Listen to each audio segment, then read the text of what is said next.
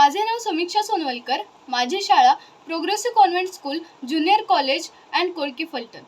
एके दिवशी मी नेहमीप्रमाणे स्कूलमध्ये चालले होते, तर तिथे एक आजोबा रस्त्याच्या पलीकडे काहीतरी टाकताना दिसले. मी त्यांच्या जवळ गेले व त्यांना विचारलं, आजोबा, तुम्ही हे काय टाकत आहात?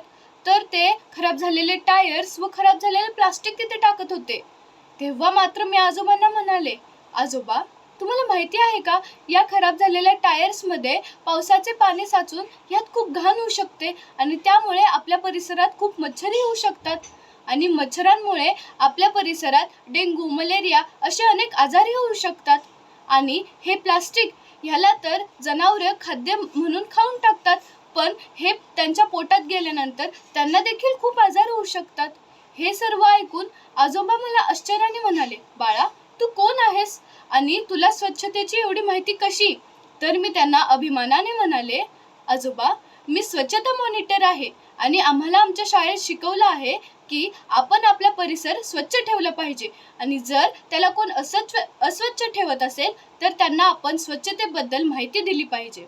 आणि मी तेच केलं. धन्यवाद.